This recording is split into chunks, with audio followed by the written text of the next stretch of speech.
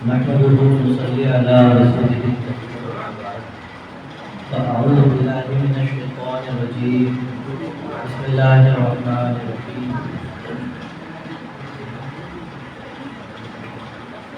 رضي الله عنهم ورضوا عنه. صدق الله العظيم. وقال رسول الله صلى الله تعالى عليه وسلم: لكل نبي رفيق ورفيقي عثمان، او كما قال رسول الله صلی اللہ علیہ وسلم. آئیے گفتگو کا آغاز کریں عقیدت و محبت کے ساتھ نبی پاک صاحب الولاد احمد مجتبی محمد مصطفیٰ صلی اللہ علیہ وسلم کی بارگاہ میں درود شریف کا نذرانہ پیش کر لیں. اللہم صلی علی سیدنا محمد صلاۃ و سلام علیک یا رسول اللہ صلی اللہ علیہ وسلم.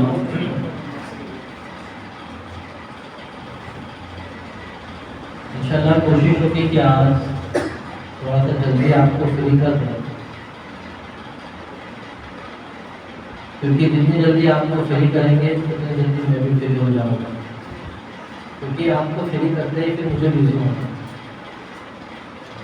بس یہ ہے کہ آپ کی محبتوں کا بڑا شکریہ کہ بڑی محبتوں سے نوازا،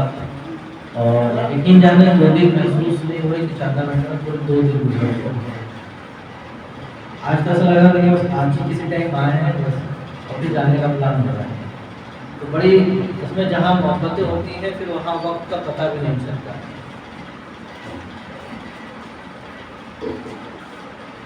یہی وجہ تھی کہ شب معراج جب نبی پاک صلی اللہ علیہ وسلم تشریف لے گئے، رب کی ملاقات ہوئی، تو ہر چیز کو روک دیا گیا ٹائم، کیونکہ محبوب و محب کی ملاقات میں پھر ٹائم بہت تیزی سے گزرتا ہے، پتہ ہی نہیں چلتا کہ کب ملے کب ٹائم ختم. تو اللہ رب العزت آپ سب کو خزانہ غیب سے جزائے خیر عطا فرمائے، اور جن حضرات نے مل کر جس طرح کی محفل سجائی ہے پروردگار سے قبول فرمائے. ایک مرتبہ عقیدت کے ساتھ درود پاک پڑھ لیں. اللہم صلی علی سیدنا مولانا محمد صلی اللہ علیہ وسلم. السلام علیکم یا رسول اللہ صلی اللہ علیہ وسلم. آج کی گفتگو خلیفہ سوم یعنی تیسرے خلیفہ حضرت عثمان غنی رضی اللہ عنہ کے حوالے سے ہوگی. یقین جانیں حضرت عثمان غنی رضی اللہ عنہ کا ایک بہت بڑا مقام و مرتبہ ہے، اور اسلام کی ترویج و اشاعت میں ان کا بھی بہت بڑا حصہ ہے. ان کی زندگی ہمارے لیے نمونہ عمل بھی ہے. تو اس معنی کرتے ہیں کہ اکثر جو لوگ کام کرتے رہتے ہیں ان کو شکایت یہ ہوتی ہے کہ یار ہم تمہارے لیے اتنا کرتے ہیں لیکن تمہیں احساس نہیں ہے، تمہیں ہماری قدر نہیں ہے. خاص طور سے گھر کے جو بڑے ہوتے ہیں اور کرتے کرتے بیچارے زندگی گزار رہی ہے، گھر سے رسپانس کیا ملتا کہ تم نے آج تک ہمارے لیے کیا ہی کیا ہے. تو دل تھوڑا سا بیٹھ جاتا ہے کہ پوری زندگی پوری جوانی ان بچوں کو پالنے میں سنوارنے میں بڑھانے میں لگا، آخر میں رسپانس کیا ملا کہ تم نے کیا ہی کیا. تو آج کا جو واقعہ حضرت عثمان کا ہے وہ ہمیں صبر دے گا، حوصلہ دے گا، ہمت دے گا اور جذبہ دے گا کہ کچھ کرنے کے بعد بھی صلہ نہ ملے تو صلہ کی امید سے رکھیں گے نہ، کیونکہ جو صلہ دینے والا ہے وہ آپ کو ضرور عطا فرمائے گا. اس گفتگو کا آغاز کرتے ہیں مرتبہ اور درود پاک پڑھنے سلام علیکم یا رسول اللہ صلی اللہ علیہ وسلم.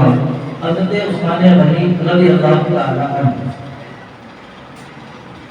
ان کو کچھ خصوصیات ایسی حاصل ہے کہ ان کے ساتھ کوئی دوسرا خصوصیت میں شریک ہی نہیں ہے، اور نبی پاک صلی اللہ علیہ وسلم سے رشتہ داری بھی ہے، یعنی باپ کی جو رشتہ داری ہے یہ خاندانی رشتہ داری بھی ہے. یعنی حضرت عثمان غنی رضی اللہ تعالیٰ عنہ کی جو نانی جان ہے وہ نبی پاک صلی اللہ علیہ وسلم کی سگی پھوپھی ہے. صحیح خوبی ہے حضرت عثمان غنی کی نانی جان. اس اعتبار سے بھی حضرت عثمان غنی کو قرب پہلے ہی سے حاصل تھا نبی پاک صلی اللہ علیہ وسلم سے. حضرت عثمان غنی رضی اللہ تعالیٰ عنہ ایک مالدار خاندان میں پیدا ہوئے, نعمت میں زندگی بسری ہے اور شروع سے تاجر رہے, تجارت کی, کبھی مال کی کوئی تکلیف انہیں آئی نہیں. لیکن جب اسلام مدینے میں آیا اور نبی پاک صلی اللہ علیہ وسلم نے اعلان فرمایا مکہ سے اعلان نبوت, تو آپ سابقین اولین میں سے, سابقین اولین کا مطلب جو لوگ پہلے ایمان لائے ان میں سے آپ کا شمار ہوتا ہے. حضرت ابوبکر صدیق رضی اللہ تعالیٰ عنہ بھی تاجر تھے, آپ بھی تاجر تھے, تو دونوں میں اچھی تنیک تھی, اچھے تعلقات تھے. جب انہوں نے اسلام قبول کیا تو حضرت عثمان غنی کو بھی ترغیب دلائی, ان کی ترغیب سے انہوں نے بھی اسلام قبول کیا. آپ یقین جانیں مالدار خاندان تھا, کب برداشت کر سکتا ہے کہ ایسے لوگوں کے ساتھ ہم رہیں, اپنا دین چھوڑ دیں, اور پھر مالداری کا جو رسوخ ہوتا ہے وہ الگ ہی رہتا ہے. اور اللہ سے دعا کرنا چاہیے کہ مالداری یہیں تک رہے, یہاں تک نہ آئے, کیونکہ جب مالداری یہاں آتی ہے پھر نتیجہ تعاون کی شکل میں ملتا ہے. تعاون کا واقعہ سب نے سنا ہوگا کہ زمینوں کے ساتھ ہوگا, تو دعا کریں اللہ مالداری دے تو تکبر نہ دے, اس کا نتیجہ بہت برا ہوتا ہے. تو جو انہوں نے اسلام قبول کیا تو ان کا جو اپنا سکا چچا تھا, سکا چچا, اس میں انہوں نے باندھ دیا ان کا رسیہ, باندھنے کے بعد سزائیں کی, تکلیف دی, اور ایک ہی مطالبہ تھا کہ اپنے باپ دادا کا دین چھوڑ کر اسلام قبول کرتے, اسلام دین چھوڑ دو تو میں چھوڑ دوں اور باندھ کے رکھتے, روزانہ تکلیف. لیکن حضرت عثمان غنی کا ایک ہی جواب, اب جامع محبت میں پی چکا ہوں, اب جان تو جائیں گے لیکن اسلام نہیں جائے گا, اب جان تو جائیں گے لیکن اسلام نہیں جائے گا. تو جب تمہیں چچا نے محسوس کیا کہ نہیں چھوڑیں گے تو آخرکار ان کو آزاد کر دیا گیا. حضرت عثمان غنی رضی اللہ تعالیٰ عنہ, ان کی جو خصوصیات ہیں, ان کی خصوصیات میں سے ایک خصوصیت ایسی ہے کہ وہ نبیوں کو حاصل تھی, اس کے بعد ان کو حاصل ہوئی, اور کچھ خصوصیت تو وہ ہے کہ کسی نبی کو بھی حاصل نہیں ہوئی. اچھا تو یہ نہ سمجھے کہ اس سے حضرت عثمان کا مقام بڑا ہے, نہیں. کوئی امتی کتنے ہی بڑے مرتبے کا ہو وہ کسی نبی کے مرتبے کو نہیں پہنچ سکتا, اس کے لیے بات ہے. اور کوئی ولی کسی بھی مرتبے کا ہو کسی صحابی کے مرتبے کو نہیں پہنچ سکتا, یہ بات نوٹ رکھیں. اب آپ کہیں کہ خصوصیت ان کو حاصل ہے, نبی کو حاصل ہے, تو دیکھیں جزوی فضیلت یعنی تھوڑی بہت فضیلت, اس کی کلی فضیلت جو مجموعہ ہوتا ہے اس سے فارغ نہیں کرتا. جیسے کہ میں ہوں, اب آپ نے مجھے عزت سے نوازا ہے, اللہ رب العزت نے دین کا علم دیا, ایک فضیلت مجھ میں حاصل ہے, ایک من کل الوجوہ ایک دینی شخصیت ہونے کی بحث پر مجھے اللہ نے فضیلت سے نوازا ہے. لیکن کچھ علم ایسا ہے جو مجھے نہیں آتا, ان کو آتا ہے. مان لیجیے نیٹ آپریٹنگ کا سسٹم ہے, وہ ان کو آتا ہے, مجھے نہیں آتا. تو اس جہت سے ایک فضیلت تو ہے, لیکن یہ فضیلت میری جو پوری شخصیت کی فضیلت اس پہ غالب نہیں آئی. تو وہی کا کچھ فضیلت وہ ہے جو نبیوں کو بھی حاصل نہیں تھی. اب میں اس کو کھول دوں تاکہ وہ سچویشن ختم ہو جائے. کون سی فضیلت تھی؟ درود پاک پڑھے, اللہم صلی اللہ علیہ وسلم, صلاۃ و سلام علیک یا رسول اللہ صلی اللہ علیہ وسلم. جب ہجرت کا حکم ہوا تو پہلی ہجرت جو ہوئی وہ حبشہ کی ہوئی ہے. مسلمان مدینہ سے پہلے حبشہ گئے تھے, چند لوگ گئے تھے. تو حبشہ ہجرت کرنے والوں میں حضرت عثمان غنی بھی تھے, اور جس شان سے گئے تھے کچھ کے ساتھ ان کی اہلیہ بھی تھی. اور حضرت لوط علیہ السلام کے بعد کسی نے اپنے ماں اہل و عیال ہجرت نہیں کی. ایک فضیلت آپ کو یہ حاصل ہوئی. دوسری فضیلت وہ اتنی شان کی فضیلت ہے کہ حضرت آدم سے لے کے نبی پاک صلی اللہ تعالی علیہ وسلم تک کوئی بھی ایسا نہیں گزرا جس کے نکاح میں کسی نبی کی دو بیٹیاں. سبحان اللہ, سبحان اللہ. یہ جو مبارک, یہ جو خصوصیت ہے صرف حضرت عثمان غنی کی ہے کہ نبی کی دو صاحبزادیاں آپ کے نکاح میں ہیں. اسی وجہ سے ان کا جو لقب ہے ذو نور ہے, یعنی دو نور والے. اچھا کنفیوژن اور ہے کہ کچھ لوگ حضرت عثمان غنی کو تو ذوالنورین مانتے ہیں لیکن نبی کو نور نہیں مانتے. یہ عجیب کنفیوژن ہے بھائی. نبی یہ جو ذوالنورین ہے کس اعتبار سے؟ اس اعتبار سے کہ نبی کی بیٹی سے ان کی شادی ہوئی ہے. تو نبی کی بیٹی نور والی تھی تو دو بیٹیاں ان کی نکاح میں آئے تو یہ دو نور والے ہو گئے. تو جس سے یہ نور نکل گیا وہ نور نہیں اور یہ نور ہو گئے. حضرت سرکار نے اسی کو حل کر دیا کہ تیری نسل پاک میں ہے بچہ بچہ نور تیرا سب سب گھنارا نور کا. تو ذوالنورین اس اعتبار سے اچھا ایک شخص کے نکاح میں ایک وقت میں دو سگی بہنیں نہیں آ سکتی. ایک مسئلہ شریف مسئلہ یاد رکھیں, ایک شخص کے نکاح میں ایک وقت میں دو سگی بہنیں نکاح میں نہیں آ سکتی ہیں. کبھی کبھی معاملہ یہ ہو جاتا ہے کہ بیوی نکاح میں ہوتی ہے اور شادی بھی پسند آ جاتی ہے اور پھر کبھی یا تو بھاگ جاتے ہیں ساتھ میں تو نکاح کر لیتے ہیں. جان لیجیے جب تک جو بہن نکاح میں ہے نکاح تو چھوڑ دیجیے, طلاق دے دیے عدت میں بھی ہے تب تک اس کی بہن سے نکاح نہیں ہو سکتا. حضرت عثمان غنی رضی اللہ تعالیٰ عنہ کا جو نکاح ہوا ہے, حضرت رقیہ پہلے نکاح میں تھی, ان کا انتقال ہو گیا. اس کے بعد نبی پاک صلی اللہ علیہ وسلم نے حضرت ام کلثوم کا نکاح آپ سے فرمایا. اچھا جب نبی نے یہ نکاح کیا تو تانے ملنے لگے. تو جن کو تانے ملتے ہیں کام پر وہ حوصلہ بلند کر لیں اپنا. نبی کو تانے ملے تو یہ کہ عثمان کامدار ہے, اسی لیے تو ایک نہیں دو بیٹی دے دی. یہ جب باتیں نبی تک پہنچی تو نبی نے حضرت علی روایت کرتے ہیں آقا نے ارشاد فرمایا تو کیا اگر میری 40 بیٹیاں ہوں گی تو ایک ہی کر کے عثمان کے نکاح میں ایک دو نہیں 40 بھی ہوتی اور لیکن وفات کرتی جاتی تو ایک کے بعد ان کی نکاح میں دے دیتا. تو یہ فضیلت حضرت عثمان غنی رضی اللہ تعالیٰ عنہ کو حاصل ہے جو دوسرے کو حاصل نہیں ہے. آج جو قرآن ہم پڑھ رہے ہیں جو ہمارے ہاتھوں میں یہ حضرت عثمان کا جمع کیا ہوا قرآن ہے. حضرت عثمان کا جمع کیا ہوا قرآن ہے. حضرت ابوبکر صدیق کے زمانے میں قرآن جمع ہوا تھا لیکن لغت قریش پر جمع نہیں ہوا. لغت قریش کا مطلب جیسے قبیلے کی زبان الگ ہوتی ہے. ابھی یہاں کی زبان الگ ہے, آپ تھوڑا سیدھی چلے آپ تھوڑے بدل جائیں اور آگے چلے ایسا مدھیہ پردیش میں لیکن زبان چینج ہو جاتی ہے. ویسے قبیلے کا بھی فرق. تو اس لیے حضرت عثمان غنی نے صحابہ کے مشورے سے لغت قریش اور رسم عثمانی پر قرآن کو جمع کیا گیا اور یہی قرآن تمام اسلامی ممالک میں پھیل گیا. حضرت عثمان کی وہ کارنامے ہیں کہ قیامت تک ان کو اس کا اجر ملتا رہے. ان کی شان بیان کرے یا نہ کرے, ان کے کام ایسے ہیں کہ قیامت تک اللہ ان کو اجر فرماتا رہے. حضرت عثمان غنی رضی اللہ تعالیٰ عنہ جب آپ ان کا تو ایک لقب بہت مشہور ہے غنی, عثمان غنی. غنی کا معنی مالدار بھی ان کا بے نیاز ہے. آپ دونوں اعتبار سے مالدار بھی تھے. شروع سے ہی اپنے جو قریبی رشتہ دار خاندان والے تھے ان کی بہت دیکھ ریکھ کرتے تھے. لیکن جب نبی کی بارگاہ میں آئے پھر انہوں نے اپنا تن من دھن سب نبی کے حوالے کر دیا. جب نبی پاک صلی اللہ علیہ وسلم نے اعلان فرمایا سب سے پہلے نام حضرت عثمان تھا. ہر موقع سے حضرت عثمان رضی اللہ تعالیٰ نے مالی مدد ضرور فرمائی. یہاں تک کہ جب صحابہ اکرام مکے سے ہجرت کر کے مدینہ آ گئے, کنڈیشن یہ تھی کہ مدینہ میں کوئی بھی چشمہ یا نہر پینے کا نہیں تھا سوائے پیلے عمر کے. وہاں کا پانی کچھ میٹھا تھا, باقی سب پانی کھا رہا. اب مسئلہ یہ ہوا کہ یہودی کے قبضے میں تھا, ایک یہودی کے قبضے میں تھا.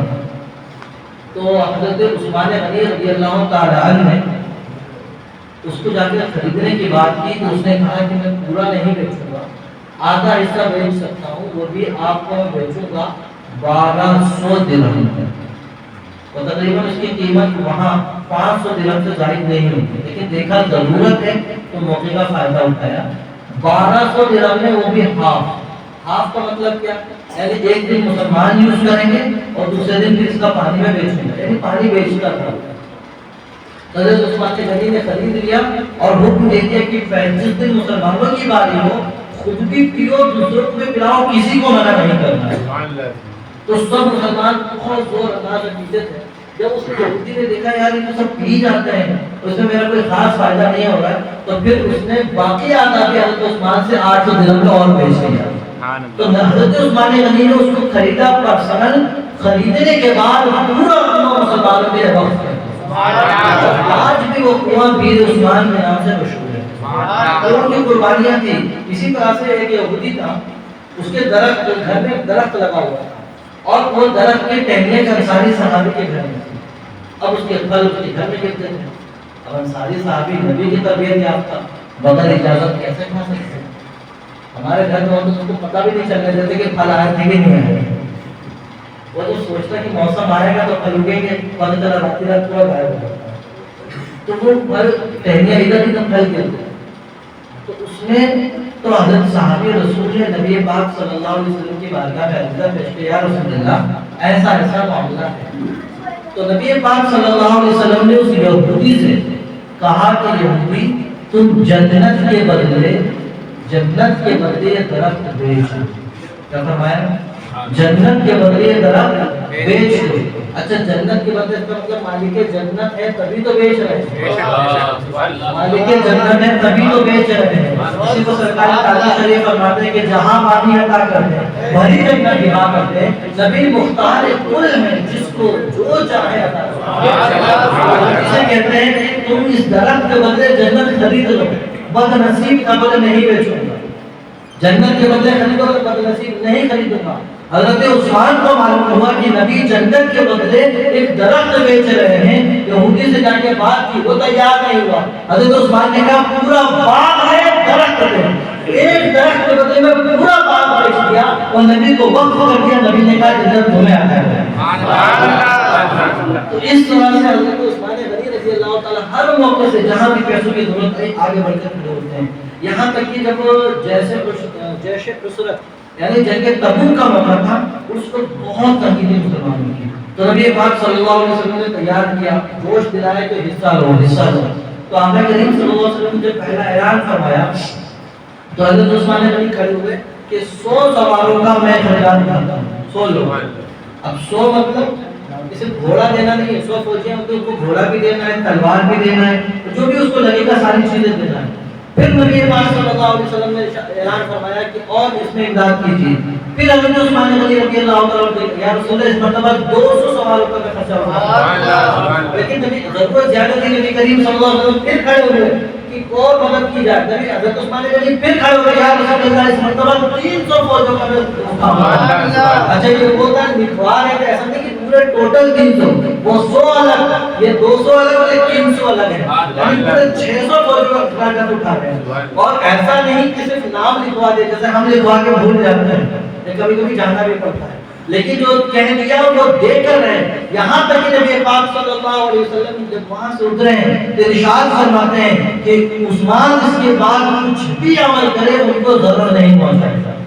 یعنی ان کو نقصان پہنچنے والا نہیں ہے۔ تو نبی کریم صلی اللہ علیہ وسلم نے ان کے افعال پر جنتی ہونے کی مہر لگا دی، اور یہاں تک فرماتے ہیں نبی کریم صلی اللہ علیہ وسلم سے محبت کتنی کرتے ہیں، اتنی محبت کرتے ہیں کہ آقا ارشاد فرماتے ہیں لکل نبی رفیق، ہر نبی کا ایک رفیق ایک ساتھی ہوتا ہے، وہ رفیقی مطلب فرماتے فی الجنہ، اور میرے جنت کے ساتھی عثمان ہیں۔ دنیا میں بھی میرے ساتھ ہوں گے اور جنت میں بھی میرے ساتھ ہوں گے۔ اور جس جنت البقیع میں تمنا کرتے ہیں اللہ جنت البقیع میں موت عطا فرما، وہاں دفن کی سعادت ملے، کیونکہ وہاں جو دفن ہوتا ہے نبی پاک صلی اللہ علیہ وسلم کی بشارت اس کی شفاعت ملے۔ تو جنت البقیع کا معاملہ کیسا تھا کہ نبی پاک صلی اللہ علیہ وسلم، وہاں ایک یہودی تھا، وہ اپنے اونٹ پہ باندھا تھا، اس کی زمین تھی، نبی پاک صلی اللہ علیہ وسلم نے زمین کا معائنہ فرمایا۔ حضرت عثمان سے کہتے ہیں عثمان ایک مرتبہ زمین دیکھ آؤ، زمین بہت اچھی ہے۔ عثمان ایک مرتبہ زمین دیکھ آؤ، زمین بہت اچھی ہے۔ حضرت عثمان غنی گئے، دیکھ نہیں آئے، خرید آئے، صرف دیکھ کے نہیں آئے، خرید کر آئے۔ حضرت نبی پاک صلی اللہ علیہ وسلم ارشاد فرماتے ہیں عثمان دیکھ آئے، یا رسول اللہ میں صرف دیکھ آیا خرید بھی آیا۔ نبی نے پوچھا عثمان خریدنے کو تو نہیں کہا تھا، ارشاد عرض کرتے یا رسول اللہ آپ نے یہ تو نہیں کہا تھا زمین بہت اچھی ہے، زمین اچھی ہو یہودی کے پاس ہے کب ہو سکتا ہے، یا رسول اللہ خرید کے مسلمانوں کے پاس۔ حضرت عثمان غنی رضی اللہ تعالیٰ عنہ کے نبی کا ایک اشارہ ہوتا ہے اپنے مال میں نچھاور کرنا. حضرت عثمان غنی رضی اللہ تعالیٰ جن کے آپ احسانات اگر مسلمانوں پہ دیکھیں بے شمار احسانات ان کے مسلمانوں پر موجود ہیں, لیکن مظلوم صحابی میں دیکھیں ان سے زیادہ مظلوم کوئی نہیں. اچھا بہت خوبصورت ہے, بہت خوبصورت. یہاں تک کہ نبی پاک صلی اللہ علیہ وسلم نے جب اپنی دوسری بیٹی کا ان سے نکاح کیا ام کلثوم رضی اللہ تعالیٰ عنہ سے, تو ارشاد فرمایا کہ بیٹی تمہارا یہ شوہر عثمان اپنے دادا ابراہیم اور تمہارے بابا محمد کے مشابہ ہے. سبحان اللہ, بہت بڑی بات آقا نے ارشاد فرمائی. اور یہاں تک کہ حضرت اسامہ بن زید نبی پاک صلی اللہ علیہ وسلم کے غلام سے بہت محبت کرتے ہیں. نبی پاک اسامہ بن زید رضی اللہ تعالیٰ عنہ سے مرتبہ گوشت کا پیالہ لے کر کہا کہ عثمان کے گھر پہنچا. تو جب گھر پہنچے ہیں تو بی بی رقیہ رضی اللہ تعالیٰ عنہ بھی تشریف فرما دی, حضرت عثمان بھی تشریف فرما. غالباً یہ واقعہ پردے کا وقت نازل ہونے سے پہلے کا ہے. تو تشریف لے جب اندر تشریف لے گئے تو کیا دیکھتے ہیں, حضرت بی بی رقیہ رضی اللہ تعالیٰ عنہ بھی بیٹھی ہیں, حضرت عثمان غنی بھی بیٹھے ہیں. ایک نظر حضرت عثمان غنی کو دیکھتے ہیں, ایک نظر بی بی رقیہ رضی اللہ تعالیٰ عنہ کو دیکھتے ہیں, دونوں کو دیکھتے ہیں, واپس آتے ہیں. نبی پاک صلی اللہ علیہ وسلم نے ارشاد فرمایا اسامہ گھر میں گئے تھے؟ نعم یا رسول اللہ. ہاں یا رسول اللہ گھر میں گیا تھا. تو سچ بتانا کیا تم نے ان دو جوڑے سے خوبصورت کوئی جوڑا دیکھا ہے؟ اسامہ بن زید کہتے ہیں نہیں یا رسول اللہ ان سے خوبصورت جوڑا ہی میں نے نہیں دیکھا. اس طرح ایک طرف یہ نبی پاک صلی اللہ علیہ وسلم کے کا ٹکڑا نور جن کے صدقے روپے نور ذوالنورین ہوئے, دوسری طرف یہ جو نبی پاک صلی اللہ علیہ وسلم سے مشابہ ہیں, حضرت ابراہیم سے مشابہ, اس طرح خوبصورت جو جوڑا وہاں بیٹھا ہوا ہے. تو حضرت عثمان غنی رضی اللہ تعالیٰ عنہ کے سلسلے سے بہت سارے واقعات. اچھا ایک خصوصیت ایسی ہے ان کی, درود پاک پڑھ اللہم صلی اللہ علیہ وسلم.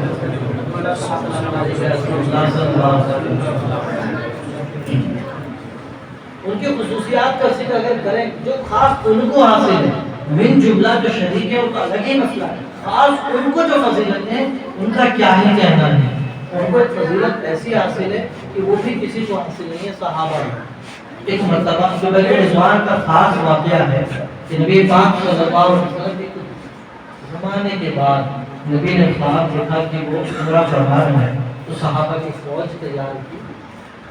اور صحابہ کے ساتھ عمرے کے ارادے سے گئے, لیکن کفار نے روک دیا کہ نہیں جا سکتے. حضرت عثمان کی محبت دیکھیں اور ان کی شان دیکھیں, روک دیا ان کو کہ نہیں جا سکتے ہیں تمام صحابہ کو. اب بات یہاں پر بگڑتی نظر آئی تو نبی پاک صلی اللہ علیہ وسلم نے اپنا سفیر بنا کر مکے میں کسی کو گفتگو کے بھیجا تھا, حضرت عثمان کو بھیجا, کیونکہ حضرت عثمان کا جو اثر رسوخ مکہ پر ہے وہ دوسروں کا نہیں. تو نبی پاک صلی اللہ علیہ وسلم نے ان کو اپنا سفیر بنا کر بھیج دیا. ادھر صحابہ کا معاملہ کیا ہوا, سب سے پہلی چیز یہاں پر پھر معاملہ بیعت لینے کا ہے کہ تم ہمارے ہاتھ پر بیعت کرو کہ ساتھ ہوگے. تمام صحابہ نے بیعت کی. حضرت عثمان مکہ میں تھے, وہ بیعت سے خارج ہو سکتے تھے, تو نبی پاک صلی اللہ علیہ وسلم نے اپنا ہاتھ لیا اور فرماتے ہیں کہ یہ ہاتھ عثمان کا ہاتھ ہے, اور اپنے ہاتھ والے کے کہتے ہیں کہ عثمان کی طرف سے میں نے بیعت کی. سبحان اللہ. وہ پیارا ہاتھ اس طرف اٹھ جائے کہ جس طرف اٹھ گئی دم میں کم آ گیا, اس نگاہ نبوت میں لاپت سنا وہ ہاتھ فرماتے ہیں یہ عثمان کا ہاتھ ہے. معمولی چیز نہیں, یہ عثمان کا ہاتھ ہے. اپنے دستے کرم میں لکھتے ہیں کہ ان کی طرف سے میں بیعت کرتا ہوں. سبحان اللہ. آپ دیکھیں اتنی محبت نبی ایسے ہی نہیں فرماتے ہیں, غلام میں دیکھ لیتے ہیں کہ غلام بھی ویسا ہی ہے. اب دیکھیں صحابہ اکرام عرض کرتے ہیں یا رسول اللہ ایک زمانے کے بعد عثمان مکے میں گئے ہیں اور مکہ والے سفیر ہیں کہ کوئی کچھ کہے گا بھی نہیں, مکہ میں ان کا اثر و رسوخ بھی ہے. اب کفار مکہ ان کو طواف کی اجازت دے دیں گے یا رسول اللہ, یا رسول اللہ وہ حجر اسود کو چوم رہے ہوں گے, یا رسول اللہ وہ تو عمرہ بھی کر رہے ہوں گے, کیا ہی لطف آ رہا ہوگا عثمان کو وہاں پر. نبی پاک صلی اللہ علیہ وسلم فرماتے ہیں کہ میرا عثمان, نبی پاک فرماتے ہیں کہ میرا عثمان میرے بغیر کبھی طواف نہیں کرتا. نبی یہاں فرما رہے ہیں وہاں معاملہ پیش آیا کفار مکہ اکٹھا ہیں وہ کہتے ہیں کہ عثمان تمہارے احسانات ہیں ہم تمہارے نبی کو تو آنے نہیں دے سکتے ہیں لیکن تم آئے ہو تم چاہتے ہو کہ تم ہم کو اجازت دیتے تم طواف بھی کر لو تم چاہتے ہو تو اب حجر اسود کا بوسہ دینا حجر اسود کو بوسہ بھی دے دو صفا مروہ کی سعی بھی کر لو حضرت عثمان فرماتے ہیں یہ طواف یہ سعی یہ حجر اسود کا بوسہ جب نبی نہیں تو کسی کا لطف نہیں ہے نبی ہو تو حجر اسود کا بوسہ میں لطف ہے نبی ہو تو پھر طواف کا لطف ہے نبی نہیں ہے تو پھر یہ حج یہ عمرہ طواف میں کوئی لطف نہیں ہے اب آپ دیکھیں یعنی نبی کے ساتھ ہو کر نبی کے خیال میں ڈوب کر کے یا رسول اللہ آپ ساتھ ہیں تو اس کا طواف کروں گا عبادتیں قبول ہوں گی تو نبی ساتھ میں بھی ہیں خیال میں بھی ہیں تبھی تو کہہ رہے ہیں کہ اس میں لطف آئے گا اب کچھ لوگوں نے جب یہ کہا کہ نبی کا خیال آ جائے تو کون سارا ہوگا اب آپ سوچیں کہ وہ کس قدر صحابہ کے راہ سے ہٹے ہوئے ہیں تو حضرت عثمان غنی نبی پاک صلی اللہ علیہ وسلم سے اتنی محبت کرتے ہیں کہ اس کعبے کا طواف بھی ہوگا تو نبی کے ساتھ ورنہ نبی کو روک دیے گئے تو عثمان بھی طواف نہیں کرے یہ نبی کا حضرت عثمان غنی رضی اللہ عنہ نبی پاک صلی اللہ علیہ وسلم سے اتنے محبت کرتے ہیں حضرت عثمان غنی رضی اللہ تعالی عنہ حضرت ابوبکر حضرت عمر فاروق رضی اللہ تعالی کے بعد آپ خلیفہ ہوئے اور آپ کی خلافت حضرت عثمان سے زیادہ 12 سال تھا اور شروع کے جو 6 سال تھے وہ بہت ہی عمدہ تھے یہاں تک کہ لوگ آپس میں تذکرہ کرتے تھے تو عمر سے بھی اچھے خلیفہ تھے آپس میں تذکرہ کرتے تھے وجہ یہ تھی کہ ان کے اندر سختی نام کی کوئی چیز نہیں بہت نرم ہے بہت نرم ہے تو جو بھی خطہ ہوتے تو معاف ہوتے بڑے نرم ہے لیکن ان کی نرم دلی آخر میں جا کر اس کے گزر ان کے جو نرم دلی تھی لوگوں نے ناجائز فائدہ ہوتا ہے کہ لوگ جیسے ہم محسوس کر رہے ہیں کہ لوگ غلط کر رہے ہیں کہ ہم کچھ نہیں کہتے لوگ سمجھتے ہیں کہ ایڑے ہیں کچھ نہیں سمجھ رہے سمجھتے سب ہیں لیکن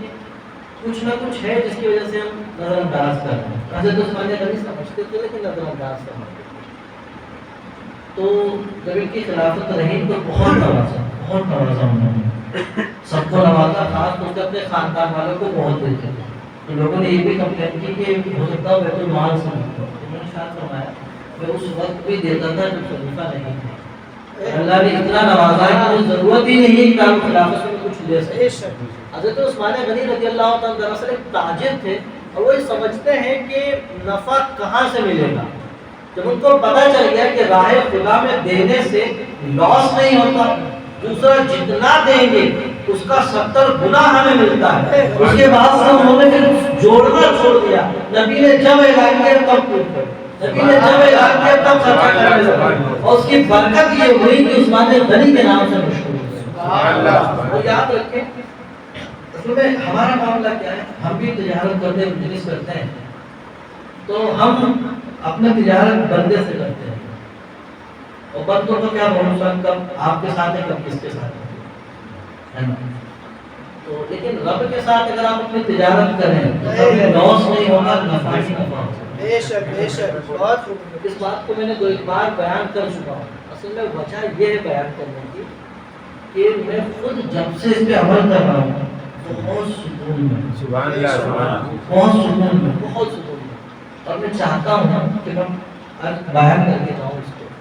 آپ پریکٹیکل اس کو لائف میں لیں تو انشاءاللہ بہت برکتیں ملیں گی بہت ہم میں سے اکثر یہاں پر کاروباری ہیں جاب والے بھی رہتے ہیں تو کیا ہوتا ہے کہ جیسے جیسے پیسہ آتا ہے نا اخراجات بڑھتے ہیں 10,000 کما رہے ہیں تو جب بھی کم پڑ رہا تھا 15,000 تب بھی کم پڑ جائے گا 20 تب بھی کم پڑ جائے گا یعنی ہم جو سوچتے ہیں کہ بڑھ جائے گا تو سکون رہے گا نہیں جیسے جیسے پیسہ بڑھتا ہے خرچہ بھی بڑھنے لگتا ہے آپ چاہتے ہیں کہ آپ کے اخراجات آسانی سے پورے ہوں اور آپ کو کسی سے مانگنے کی ضرورت نہ پڑے یہ 2 چیزیں تو ان کاموں پر عمل کرتے ہیں تو انشاءاللہ بہت برکت ملے گی لیکن دل میں نیت ہونی چاہیے حدیث پر عمل کی تب فائدہ ملے گا مسلم شریف کے حدیث پاک ہے حضرت عثمان غنی کے دماغ میں کنسپٹ ہے اس لیے ان کو ٹینشن نہیں تھی مسلم شریف کی حدیث پاک ہے ایک صاحب نے بادل سے آواز سنی، بادل سے آواز آئی کہ اے بادل فلاں کے کھیت کو تم سیلاب کرو جا، کیونکہ کسان کا سارا معاملہ کھیت پر ہی ہوتا ہے، وہ پانی پر ہوتا ہے، اگر سب کچھ کر دے گا پانی نہیں آئے گا تو پھر کھیت کس کام کا؟ اے بادل تم جا کر فلاں کے کھیت کو سیراب کرو، نام لے کر۔ وہ شخص کو تعجب ہوا کہ یار کون سا اللہ کا ولی ہے کہ بادل سے اس کے لیے پانی کا انتظام، وہ بھی نام لے کر۔ تو وہ دیکھتے ہیں بادل ایک جانب ہوا، ایک پہاڑی پر برسا اور پھر پہاڑی سے نالی بنی تھی اس کی مدد سے جانے لگا۔ تو وہ شخص اس پانی کے پیچھے پیچھے جانے لگا، دیکھو تو کون ہے آخر؟ تو جانے لگا، دیکھا ایک شخص اپنے کھیت میں کام کر رہا تھا، وہ پانی اس کے کھیت میں گیا، اس نے سسٹم پورا جو پانی کا ہوتا ہے سیٹ کیا، پھر پورے کھیت کو سینچائی کر دی۔ سینچائی کر دی تو جو شخص سن کر آ رہے تھے انہوں نے پوچھا، اے شخص کیا تمہارا نام فلاں ہے؟ جی ہاں میرا نام فلاں ہے۔ انہوں نے پوچھا، اب ظاہر سی بات ہے کہ اچانک سے پوچھے تو ہم پوچھیں گے ریٹر بھائی کیوں پوچھ رہے ہو؟ تو انہوں نے پوچھا کہ بھائی کیا بات ہے کیوں پوچھ رہے ہیں؟ بولے دراصل جو پانی آپ اپنے کھیت میں سیراب کر رہے ہیں یہ اس بادل کا پانی ہے جس کو میں نے اپنے کانوں سے سنا، حکم ہوا کہ یہ بادل تم فلاں کے کھیت کو سیراب کر۔ تو میں یہ جاننا چاہتا ہوں کہ تم کو کون سا نیک عمل کرتے ہو کہ رب تعالیٰ تمہاری روزی کے لیے اتنا زبردست انتظام کر رہا ہے، تم کھیت کھول کے رکھ دیتے ہو، بارش نہ بھی ہو تو رب انتظام کر رہا ہے، کون سا نیک عمل ہے؟ اس نے کہا کہ ایسا کوئی خاص نیک عمل تو نہیں کرتا ہوں، ہاں ایک چیز ضرور ہے کہ اس کھیت سے جتنی بھی پیداوار ہوتی ہے اس پیداوار کو اکٹھا کرتا ہوں، اس کو 3 حصوں میں ڈیوائڈ کر دیتا ہوں، ایک حصہ اپنی کھیتی میں لگا دیتا ہوں، ایک حصہ اپنے بال بچوں گھر کے خرچات میں لگا دیتا ہوں، اور ایک حصہ بچہ اس کو راہ خدا میں خرچ کر دیتا ہوں۔ اور میں سمجھتا ہوں اسی کی برکت ہے کہ کبھی بھی اس کا مسئلہ نہیں ہوا، پانی کا انتظام رب تعالیٰ کی طرف سے۔ اب اگر ہم اللہ رب العزت ان کے لیے بادل سے پانی کا انتظام کر سکتا ہے تو ہمارے لیے بھی کہیں نہ کہیں سے انتظام کر سکتا ہے، بس یہ کہ ہمارے دل میں نیت سچی اور صادق ہونا چاہیے۔ اب دیکھیں، اب آپ سوچیں کہ یار میں اگر 3 حصے میں جو ہے 15,000 تنخواہ ہے، اگر 5,000 دے دوں تو 10,000 میں کیا ہوگا؟ بھائی موبائل ہی 1,000 کے ریچارج ہو جاتا ہے، کیونکہ گھر میں جتنے لوگ ہیں اتنے موبائل، ایک آپ کا اور ایک آپ کی بیگم کا تو فکس ہے، نہ بیگم آپ کی موبائل چلائے گی نہ آپ مجھے چلائیں گے، اور پاسورڈ دونوں میں لگا رہے گا، تم چیک کرنا میں چیک کروں گا، تو 1,000 تو ریچارج میں جا رہا ہے، اگر 10,000 میں پھر کیا ہوگا؟ تو دیکھیں ضروری نہیں کہ مال کے 3 حصے، آپ مال کا ایک چھوٹا سا حصہ بنائیں، چھوٹا سا حصہ جس کو نکالنے سے آپ کو کوئی تکلیف نہیں ہے، اور ایک ریشو بنا لیں، ایک پرسنٹیج بنا لیں، اور بغیر کچھ سوچے اس کو نکال دیں، اور اس نیت سے نکال دیں کہ حدیث پاک میں یہ آیا ہے کہ صدقے سے مال کم نہیں ہوتا، اور دماغ میں یہ والی حدیث پاک بھی رکھیں کہ ایک شخص کو اللہ تعالیٰ نے اسی برکت سے یہ انتظام کیا تھا، تو نکالتے وقت دل میں نیت ضرور رکھیں گے، جب اس 2 نیت سے کہ صدقے سے مال کم نہیں ہوتا اور اللہ رب العزت اس طرح بھی انتظام کرتا ہے، میرا یقین کہتا ہے اس حدیث پاک پر جب سے میں عمل کر رہا ہوں، یقین جانے کہ آپ کو اخراجات کا کبھی مسئلہ نہیں ہوگا، آپ کی جو بیسک نیڈس ہیں وہ کبھی بھی ایسا نہیں ہوگا کہ دوسروں سے مانگنا پڑے، ہاں اگر مانگیں گے تو اپنی خواہش کے لیے، لیکن جو ضرورت ہوتی ہے اس کے لیے آپ کو کبھی ہاتھ پھیلانے کی ضرورت نہیں، میرا نہیں، تو جو بھی تو آپ ایسا، اب دیکھیں منتھلی آتی، اب آپ میں سے بہت سو جو ڈیلی بیس کا ہوگا جتنا، وہ کیسا کریں گے ایسا؟ تو ڈیلی کا کتنا کاؤنٹ کریں، جو آپ کا وہ ہے جو دکان میں لگانا ہوا، جو آپ کا اپنا پروفٹ ہوا اسی کا حصہ بنائیں،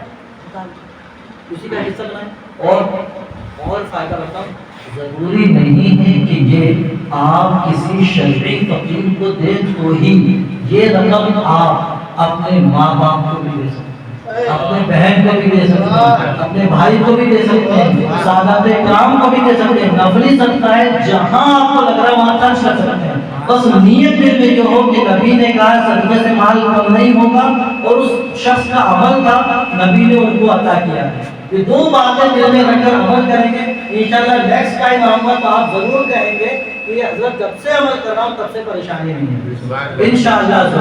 دو بار پر آخری واقعہ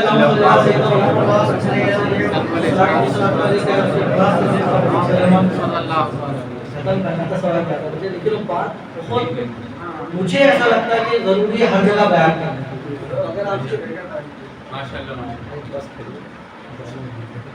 تو میں آخری میں آ رہا تھا بالکل خلافت کے حوالے سے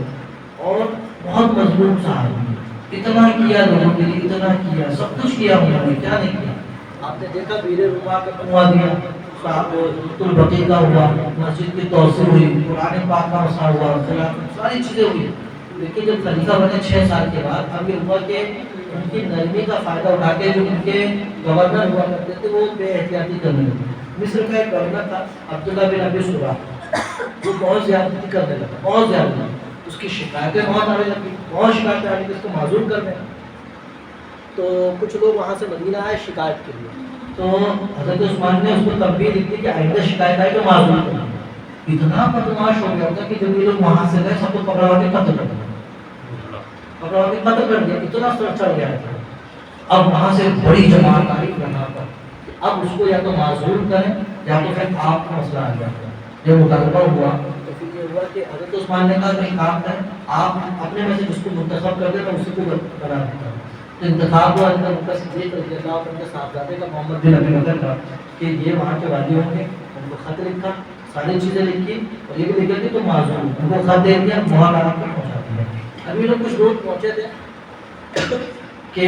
پیچھے سے دیکھیے ایک حبشی غلام اونٹی پہ سوار ہو کے آ رہا ہے تیزی سے اس کا انداز بتا رہا ہے یا تو بھاگا ہوا ہے یا تو کوئی قاصد ہے اس کو روکا روکنے بعد پکڑا ادھر ادھر کی باتیں کرنے لگا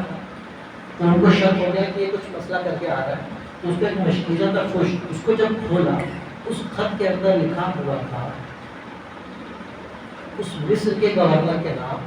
کہ تمہارے پاس یہ محمد بن ابی بکر ان کے اصحاب آئے نا تو تم پکڑ لینا ان کو قتل کر دینا تم ہی دینا اب لوگ تو بگڑ گئے کہ ہم کو لکھ کے دے رہے ہیں کہ تم جا کر ان کو معذور کرنا تم بن جانا اور ادھر لکھ کر بھیج رہے ہیں کہ ان کو قتل کر دینا تو ڈبل پالیسی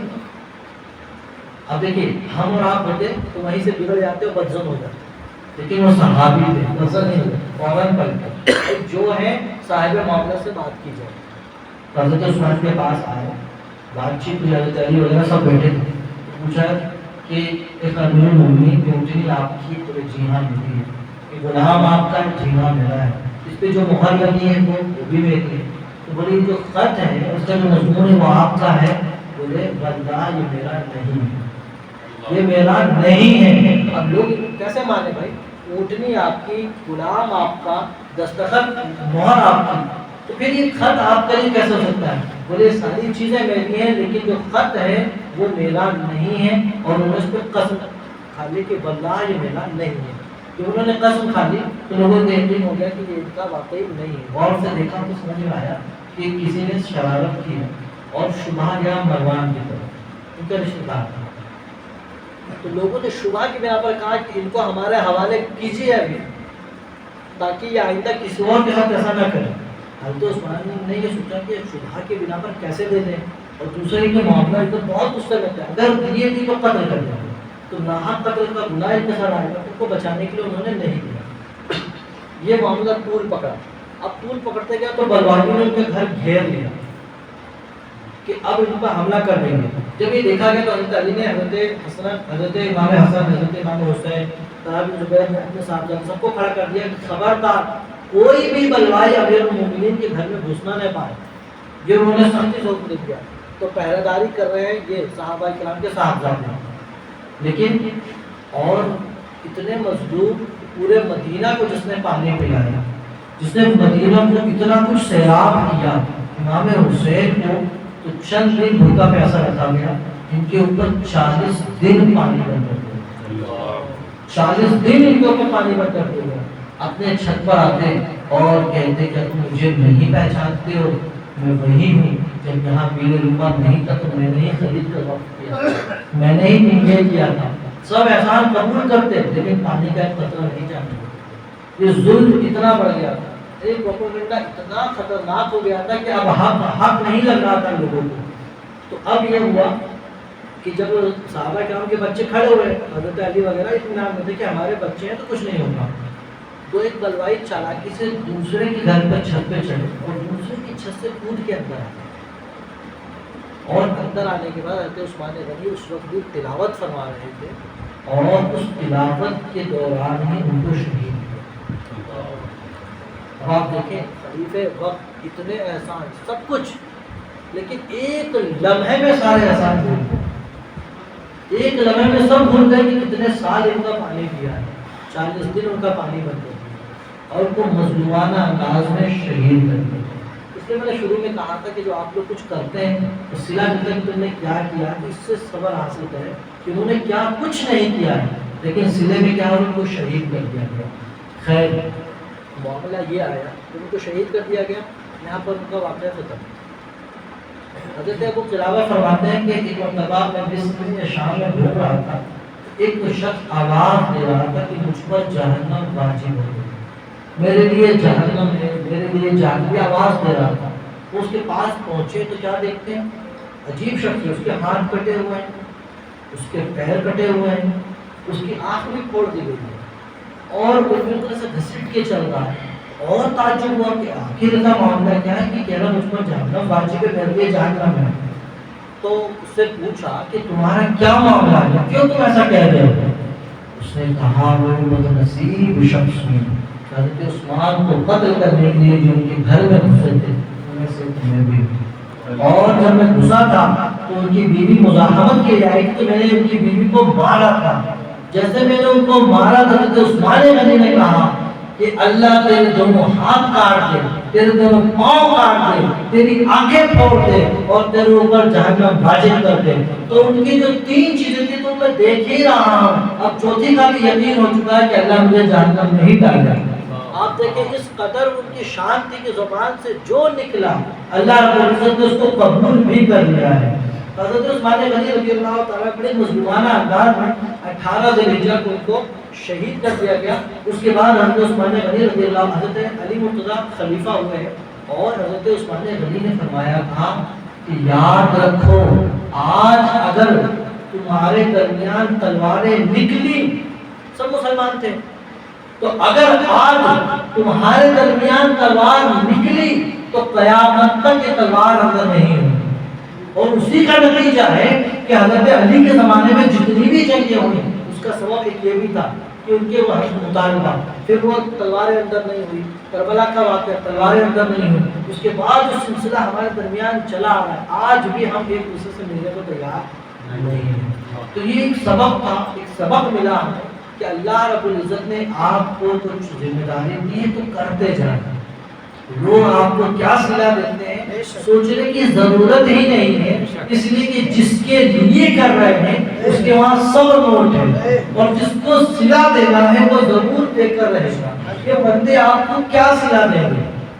زیادہ سے زیادہ آپ کے لیے انا للہ و انا الیہ راجعون پڑھ کے دعا کریں گے، لیکن رب کے یہاں جو صلہ متعین ہے وہ آپ کو ملنا ہی ہے۔ دین کا جتنا بھی کام اللہ آپ سے لیتا ہے تو خوش دلی سے خوش ہو کر اس کو کرے کہ رب نے ہمیں اس لائق بنایا اور اس قابل چنا ہے تو ہم دین کی مدد کر رہے ہیں اور دین کا کام کر رہے ہیں۔ یقین جانے آپ دین کی مدد نہیں، آپ اپنی مدد اور اپنا بھلا کر رہے ہیں، آپ اپنی مدد اور اپنا ہی بھلا کر رہے ہیں کہ اللہ نے توفیق دے دی، آگے تو آخرت میں ذخیرہ ہوتا جا رہا ہے، ورنہ توفیق نہیں ہوگی تو کیا ہوگا؟ اس لیے اللہ کا اس پر بھی شکر ادا کریں کہ پروردگار کا لاکھ شکر ہے کہ اس نے ہمیں اس محفل کو سننے کی سعادت عطا فرمائی۔ اللہ تعالیٰ ہمیں حضرت عثمان غنی کے فیضان سے مالا مال فرمائے اور ان کے صدقے میں ہمیں بھی صبر و تحمل عطا فرمائے۔